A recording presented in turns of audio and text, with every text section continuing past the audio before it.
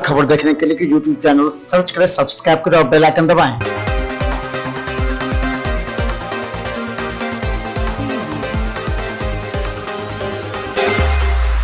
है मैं मनोज, और ये बता दें कि दरभंगा के डीएमसीएच की सुरक्षा व्यवस्था जिनके हाथों में है वो है यहाँ पर।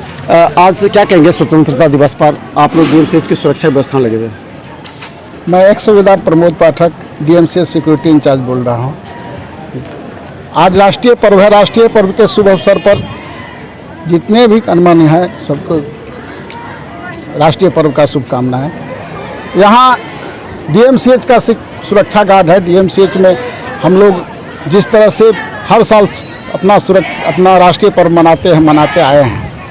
रहा सुरक्षा का, तो सुरक्षा यहाँ पहले सर्वप्रथम पेशेंट का सुरक्षा, फिर डॉक्टर का, सिस्टर का, साजो सामान का सुरक्षा, जो कि हम लोग अपने तन-मन से, अपने लगन से और सुरक्षा में रहते हैं ताकि कोई किसी प्रकार का चूक ना हो, किसी प्रकार का दिक्कत नहीं। अच्छा, एक ये सवाल ये आ रहा है कि पहले के अपेक्षा इस बार आपको कुछ नया लग रहा होगा, कुछ नया वातावरण, माहौल जो आप लोग को सुरक्षा दे सके? हाँ, इस पहले के बनिस्बत अभी काफ़ी बदलाव हुआ है, काफ़ी काम में सुधार आया है, जो कि हर जगह हर विभाग में देखा जा रहा है।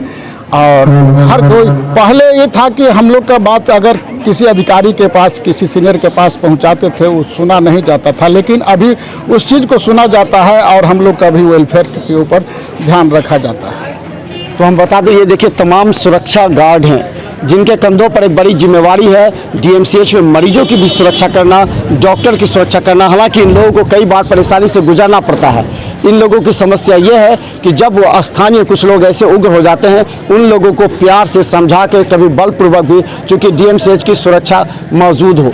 इस व्यवस्था में बता दें कि कितने ऐसे गार्ड हैं जो देख लीजिए। हालांकि इन लोगों की भी अपनी कई ऐसी निजी समस्या हैं जिस पर डीएमसीएच प्रशासन को भी ध्यान देने की आवश्यकता है, क्योंकि इन लोगों के कंधे पर भी बड़ी जिम्मेवारी है और ये लोग आने वाले समय में डीएमसीएच को और सुरक्षित और मजबूत करेंगे। देखते रहिए बिहार मित्र न्यूज़। ये थे सुरक्षा एजेंसी दरभंगा डीएमसीएच की।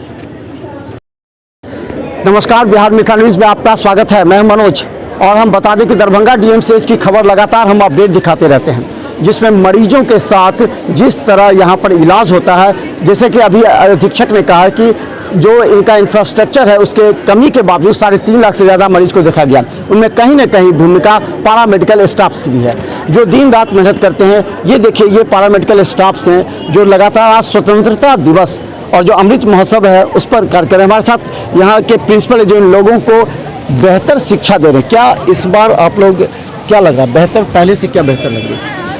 स्वतंत्रता दिवस के बारे में पहले तो हम ये सब सारे विद्यार्थियों को, सारे शिक्षकगण को और यहाँ पर जितने भी श्रोतागण हैं सबको मैं हार्दिक बधाई देना चाहता हूँ।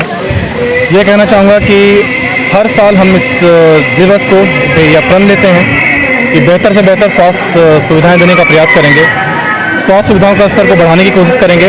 इस प्रयास को लेकर के हमारे शिक्षकगण, हमारे विद्यार्थीगण, हम सब एकजुट होकर के काम कर रहे हैं। भविष्य में बेहतर स्वास्थ्य शिक्षाएँ देने के लिए हम लोग अभी स्कूल में भी जा रहे हैं, हॉस्पिटल में दिन रात 24 घंटे मेहनत करते हैं, डे बाय दिन लोगों की ड्यूटी लगी रहती है।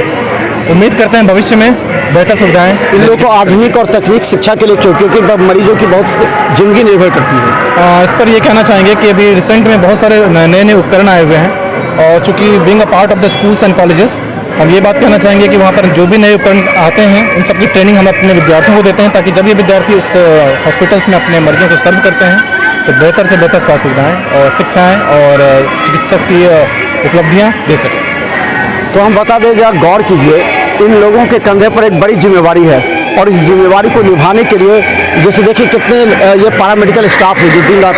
किस ईयर में क्या करते हैं? सेकेंड ईयर में जीएनएम स्टूडेंट। क्या करते हैं आपका, क्या ड्यूटी रहता है डीएमसीएच में? पेशेंट्स का देखभाल करना, सारा मेडिकेशन करना। कितना अपने आप को परेशान महसूस करते हैं जब उस जो कम इंफ्रास्ट्रक्चर उसमें काम करना पड़ता होगा?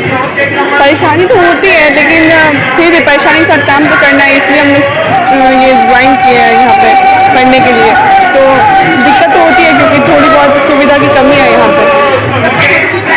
और हम बता दें कि यहाँ पर और भी कई ऐसे आप अभी किसमें कहाँ पर आते हैं, किस यूनिट में आपका?